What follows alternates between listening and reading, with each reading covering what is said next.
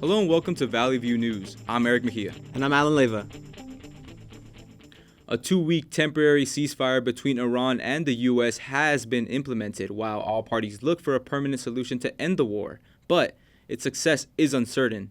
The Trump administration and Israel had approved the plan. However, recent attacks against Lebanon have created strife and debilitated the already fragile situation. Iran had originally agreed to open the Strait of Hormuz as part of the temporary ceasefire, but the reopening is doubtful. Meanwhile, all parties are meeting in hopes of making the temporary ceasefire into a permanent peace plan. Pakistan has worked as a mediator for all feuding parties. 2 U.S. F-15 fighter jet pilots are back home after being rescued from behind enemy lines. Their aircraft was shot down in Iran last week, and U.S. officials confirmed the incident was a search and rescue mission where both pilots were found. United States Secretary of War Pete Hegseth spoke in a press conference, saying the airmen evaded capture for more than a day, scaling rugged ridges while being hunted by the enemy. The incident marks a serious escalation in the conflict, despite prior claims of U.S. air superiority, and comes as President Donald Trump issues new threats against Iran. Protesters are marching to Portland Mayor Keith Wilson's house demanding to revoke the conditional land use permit for an ICE detention facility. The protest was organized by Portland Contra las Deportaciones with over 50 people in attendance. Last month, the ICE facility landowner Stuart Lindquist rescinded his appeal to the city's upholding of the land use violation, which allows Portland officials to enforce fines at any time. Portland has faced increased immigration enforcement and violent detentions. A 32-year-old man is in the hospital recovering after an ICE agent drove into his vehicle. Ever Alvarenga Rios, who is from Honduras, has been seeking citizenship for the past 8 years. Homeland Security says Rios was driving recklessly through the streets of Baltimore before he slammed on his brakes. Rios' attorneys say they are disturbed by the continued denial of access to counsel and due process under the law. Investigators are looking into the death of a woman after an officer-involved shooting. Police say they responded to a domestic disturbance call earlier at a private residence in Northfield, New Hampshire this week. She was shot by one of the responding officers and died at the scene. The name of the officers involved have not been released until the Attorney General's office conducts formal interviews. The Artemis II crew has sent back images from more than 252 miles away, setting a record for the furthest distance humans have ever traveled. Surpassing the distance of the Apollo 13 marked a major milestone. After a minor communication blackout, the astronauts continued contact and spent hours gathering data for future missions. The mission also included a proposal to name a lunar crater after Commander Reed Wiseman's late wife. Pope Leo XIV led Mass on Easter Sunday, delivering a message of hope. The 70-year-old Chicago native marked his first historic Holy Week as the first American pontiff. Pope Leo in his message said, "God rejects the prayers of those who wage war," in front of tens of thousands in St. Peter's Square and around the world as millions of Catholic faithful resonated with his message. Religious life in Jerusalem has been disrupted by the war between Israel and Iran. Formerly crowded with Christian pilgrims, the old city was almost empty, with access to key holy sites heavily restricted.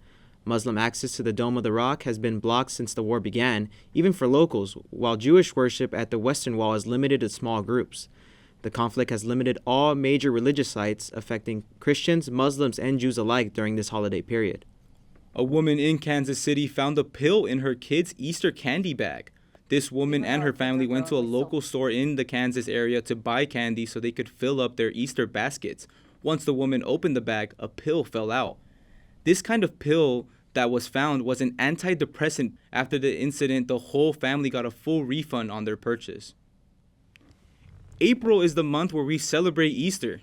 Our very own Marcus Nocerino was at Lucky Strike Bowling Alley, where a nonprofit organization called Kids on the Spectrum hosted an Easter-themed event where kids got to compete in a bowling league and do a fun activity of egg hunting.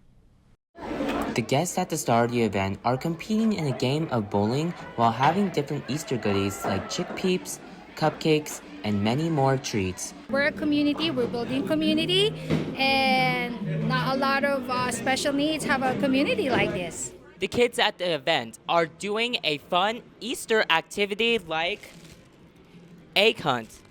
And when you open it, cute free prizes. Kids really love it, especially, the kids out here today. So yeah, I think it's just something that everybody looks forward to every year and just brings out the Easter spirit. The kids even got to meet different Star Wars characters like the Stormtrooper, Princess Leia, and Jawas. I believe it's important, not just to me, but like everybody else, because it brings people together. No matter how many eggs kids got while egg hunting, every kid got to come home with some prizes. There's still weekly events that you can attend for the organization at the Lucky Strike Bowling Alley. From Woodland Hills, I'm Marcus Nocerino for Valley View News. Back to you guys in the studio. The whale population in Washington is dropping more than 50%. A juvenile gray whale in Willapa River County was recently discovered. John Kalambakidis, who is the founder and senior research biologist at Cascadia Research Collective, says whales are showing up in unusual areas. Kalambakidis Research Center says it is working with local partners to determine whether it is safe to examine the animal and is asking the public to stay away. The bald eagle couple Jackie and Shadow are welcoming their newest member of their family. Jackie and Shadow have been the spotlight for years, where fans have been able to watch their family grow through a live stream set up by the Friends of a Big Bear Valley. The second eaglet hatched just 12 hours after the first egg. The FOBBV says the parents are keeping the chicks fed with small pieces of fish. LA's animal shelters are a lifeline for pets and people across the city. Our very own George Sakers takes us behind to the kennels at one local center to show how staff and volunteers are trying to keep up with the nonstop need for the care. That's right, guys. As LA County shelters face another month of packed kennels and stretched budgets, LA Animal Services is rolling out another month of reduced fee adoption weekends, hoping to boost demand and help pets find their forever homes. Overcrowding is something all 6 shelters are unfortunately used to. Last year's budget did go up, but proposed cuts in the upcoming cycle could undo that progress and even force some locations to close. While those figures sound alarming, staff at East Valley tell us the shelter is currently running over 100% capacity, a break compared to when it was operating at nearly double that. Months and months ago, we were at 180% capacity. There were dogs, doubled up in kennels. People usually come in for cute cats like this, but the shelter staff say it's the older pets, usually the medium and large dogs, who need the attention and a home. Meet Tiana, an energetic 5-year-old pup with just as much love for people. She's been at the shelter for about 4 months. The staff say if she were a puppy, she would have been picked up almost immediately. So right now we're seeing an increase in kittens. Because the months are getting warmer, we're about to dive headfirst into kitten season, and that's when we get kittens constantly. To get ahead of kitten season and free up more kennel space, the shelter has been offering reduced fee adoption weekends. Staff say it's a great way to boost adoptions and bring in people who might not visit a shelter because of the usual costs. They say community support makes the biggest difference. And I want to reiterate, the people that work here are here because we love animals. We try our hardest to get them out of here. We work with rescues to hopefully not, end their lives here. City leaders, including Mayor Karen Bass, have signaled a strong interest in supporting LA's animal shelters. Until then, volunteers and staff say they'll keep working around the clock to support animals in need. From the East Valley Animal Shelter, I'm George Sakers, Valley View News. Coming up after the break, a March Madness recap and a look at the forecast for next week. Stay with us.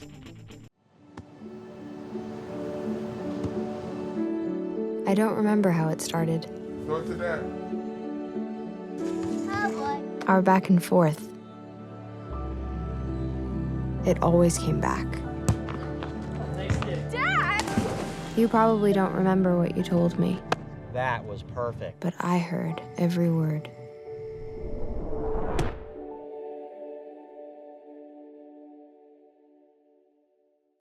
Welcome back to Valley View News. Kanye West had his return to SoFi Stadium this past week, and actually our very own Alan Leyva experienced excitement in an Inglewood firsthand. Thank you, guys. I'm standing here outside of SoFi Stadium, where in just a couple hours, more than 70,000 people will be here for Kanye West's return performance to the United States, and people are already buzzing about it. Ye, also known as Kanye West, is back in the States. His last show on American soil was the Free Larry Hoover concert, which took place at the Los Angeles Memorial Coliseum in 2021. While he has had concerts in North America this year and sporadic appearances in the States in recent years, today holds a special significance for fans of his work. Kanye, honestly, he's always going ghost on the world, so I got to see him when I can. In his opening show at SoFi Stadium, Ye played a lot of his classics. With a set list of more than 30 songs for the opening show, fans were in for a treat. Songs like Can't Tell Me Nothing, Mercy and Runaway were among the songs that fans were excited to see. My favorite song of all time, Ghost Town. That's the song I want to hear the most. It's the first song I ever cried to as well. Appearances from Ye's daughter North, Don Tolliver, and Andre Troutman were also met with much adulation by those in attendance. Kanye West has made some comments in recent years that have caused him to lose fans throughout the controversy, but some fans stuck with him through thick and thin. Really excited, but it's a little controversial just because of the anti-Semitic, but King apologized, so I'm actually really looking forward to this. While reactions to Ye as a public figure remain mixed, the energy inside the venue made one thing clear. His music continues to resonate with fans. And with this return to the stage, many are now wondering whether this signals a larger comeback and more performances in the United States. It's shaping up to be an unforgettable night here at SoFi Stadium. I'm Leyva, reporting for Valley View News. Back to you guys in the studio. Thanks for that, Alan. Kanye West, always in the headlines, whether making controversy or for making history. Yeah, you're right about that, but one thing can't be ignored, his impact on music. Hard to argue against that, but there's more controversy to talk about involving the world of Hollywood. The Writers Guild of America West has reached a tentative agreement with major studios just weeks before its contract was set to expire. The quick deal comes as a surprise considering how long a contract with the Writers Guild of America has taken in the past. The deal includes stronger health plan funding, improved streaming residuals, and new protections around artificial intelligence. Union members will now vote on whether to approve the agreement. A federal judge tossed out Blake Lively's sexual harassment claims against her It Ends With Us director Justin Baldoni roughly a month before the high-stakes trial was set to begin. The judge threw out 10 of 13 claims in Lively's lawsuit, leaving only 3 claims against defendants that don't include Baldoni personally. Lively says she is still looking forward to her day in court. The trial is scheduled for May 18th. Today's show co-anchor Savannah Guthrie made an emotional return to the NBC morning program after more than 2 months away following the disappearance of her mother in Arizona. Guthrie was welcomed back by her co-host and a crowd of supportive viewers outside the studio. Despite the difficult circumstances, she quickly returned to delivering the day's top stories and joined in on the show's usual lighthearted moments. Her 84-year-old mother remains missing, and Guthrie has said she's still uncertain about her long-term return. Mixed reviews didn't dissuade mass audiences from buying tickets to the Super Mario Galaxy movie, which scored the biggest opening of the year for a Hollywood movie. The Illumination and Nintendo production earned $130 million over the weekend and amassed $190 in its first 5 days in North American theaters, according to studio estimates on Sunday. The Super Mario Galaxy movie will open in Japan later this month. Speaking of the Mario Bros. Movie, not only did it make a lot of money, but got a lot of great reactions from fans. We're now joined by Luka Chkhaidze, covering the opening weekend buzz around the new Super Mario Galaxy movie. One of the year's most highly anticipated animated movies has arrived. The Super Mario Galaxy movie has hit theaters this weekend, earning strong reactions from fans. Families and gamers alike are leaving theaters excited, with many saying this sequel tops the original, thanks to more characters, bigger action, and an expanded world. Yeah, it was a lot of fun. It's a movie that I wish I had growing up, and I think a lot of families and their children will enjoy it. So it was cool. The first Super Mario Bros. Movie made more than $1.3 billion at the box office. And the way kids are feeling about the movie, this one might make even more. What were your thoughts on the Mario Brothers movie? Good.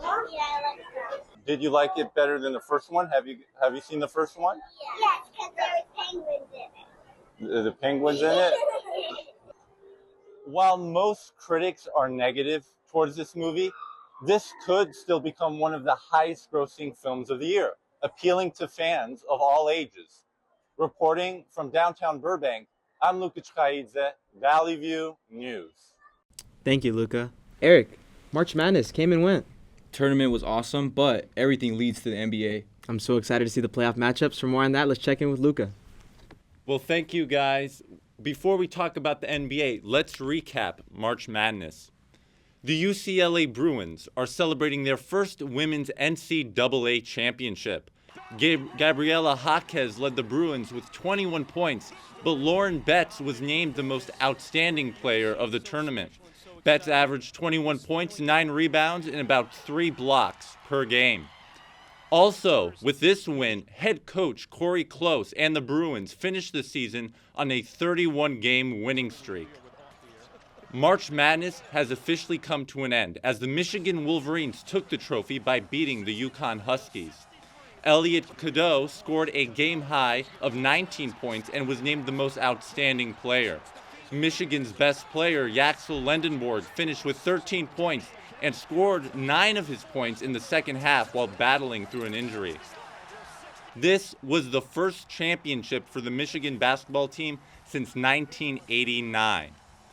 Moving on to the NBA, the Los Angeles Lakers will be without both Luka Doncic and Austin Reeves for the rest of the regular season, and their status for the playoffs is yet to be determined. Doncic suffered a grade 2 hamstring strain after the Lakers' blowout loss to the Oklahoma City Thunder. Reeves also suffered a grade 2 oblique strain during the contest. The Lakers are currently in 4th place in the Western Conference. The NBA playoffs are just a week away as the Oklahoma City Thunder have the league's best record and are looking to repeat as NBA champions. As of now, the Los Angeles Lakers are in the 4th spot, while the LA Clippers are in 8th, and it looks like they will face the Phoenix Suns in the play-in tournament. The San Antonio Spurs, Detroit Pistons, and the Boston Celtics are among other top teams looking to contend for an NBA title. And that's all I have for sports. Back to you guys. Luka, before you go, is there any playoff matchups you're looking forward to seeing? I was definitely looking forward to the Lakers and Houston matchup, but now without Luka and Austin Reeves, I think Houston wins that series easily, like in 5 games. And then talking about the Warriors, with Steph Curry now being back, do you see maybe them making a deeper run this year? Oh, with Steph, I think anything is a possibility. I do think they'll definitely go farther now with Steph. Sure. Thank you so much for that, Luka. And now we saw a lot of rain last weekend for some reason. Yeah, but it was nice, the cool weather after all that heat we got the week before.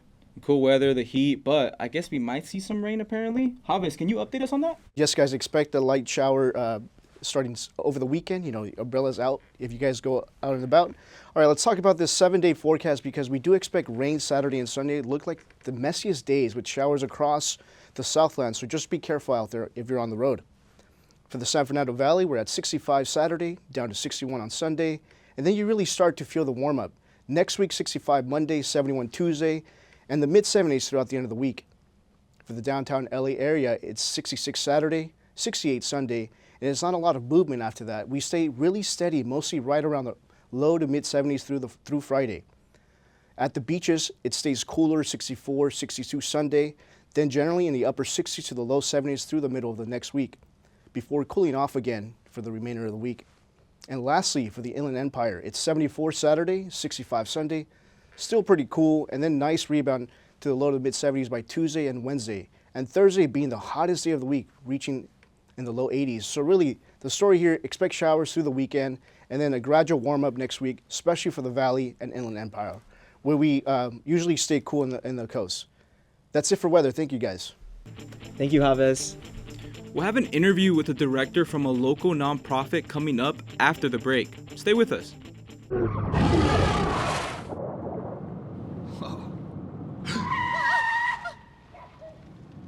Eyes forward. Don't drive distracted.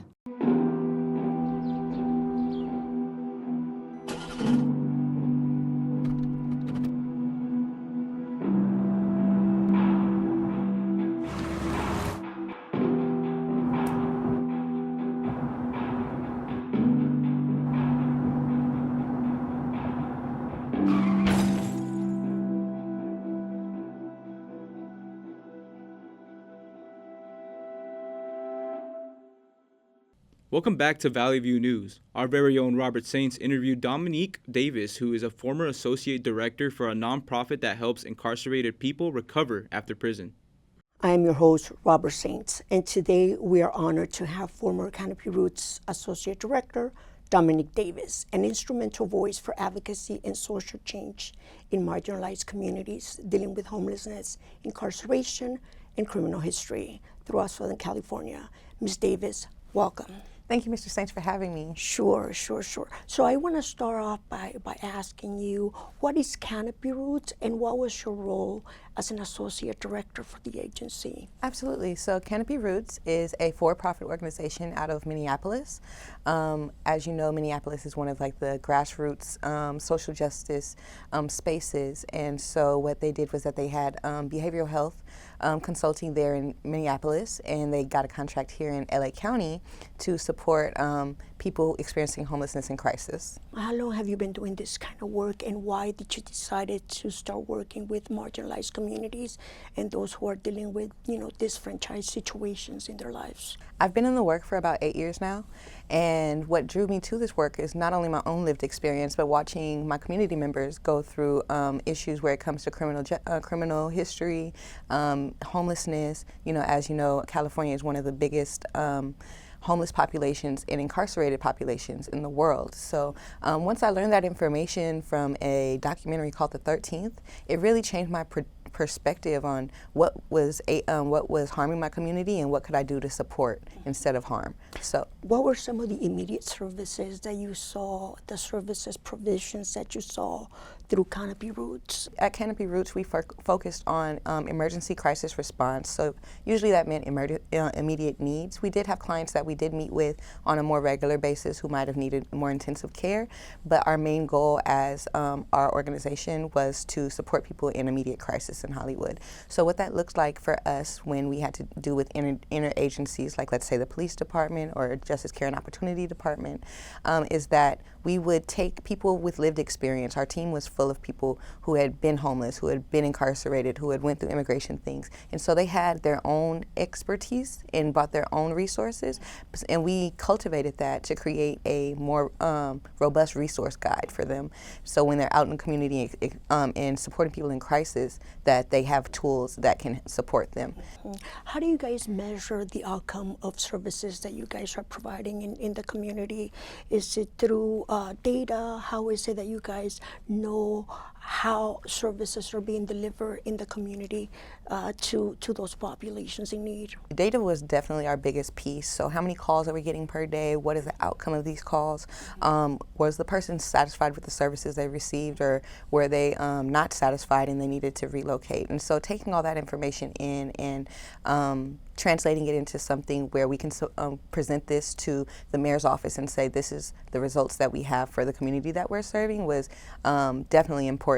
So the data collection was a really big piece. But then I'd also say just how the team felt with doing their job was really important too, because if you don't have a good team morale and the team isn't happy with the type of service that they're providing people, then it shows when you go out to your next call. It shows when you're trying to get that new contract. In terms of services provisioned, were you guys more concentrated on the housing piece, or was it more on the employment portion of things? Absolutely. So what set Canopy Roots apart from other organizations that I've worked with in the past would definitely be that they were, again, focused on crisis response. So it's really just immediate needs. So that can look like housing, that could look like relocation for a period of time. And then once that's stable, then we can talk about more resources. But definitely say that housing was the main component for Canopy Roots.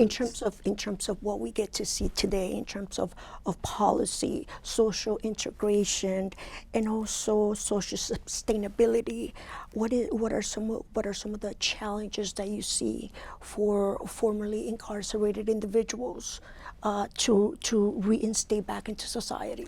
Absolutely. So in terms of policy, definitely when it comes to the Ban the Box bill that passed a few years ago, there's so much work that still needs to be done where people are no longer asked the intrusive question of have you been incarcerated before, and are given more of an opportunity to explain their criminal history if a background check is ran. So even after that process, if someone says like, hey, because you're incarcerated, we don't feel like you're a good fit, Ban the Box makes it to where there has to be an adverse hearing.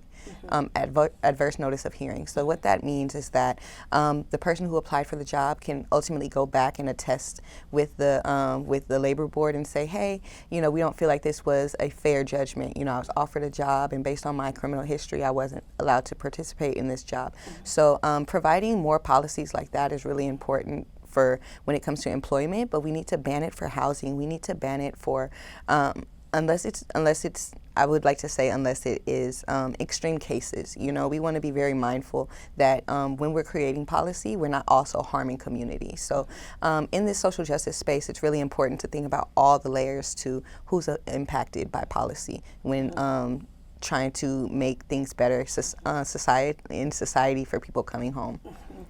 So when it comes to the social sustainability factor, do you guys focus on getting that individual back into the workforce, or how would that work?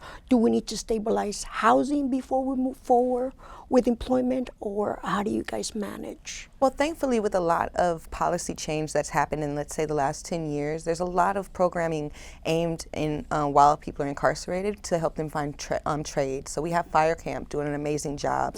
A lot of our LA Cal Fire workers were there for the Pasadena and the Eaton fires, as well as the Palisades fires.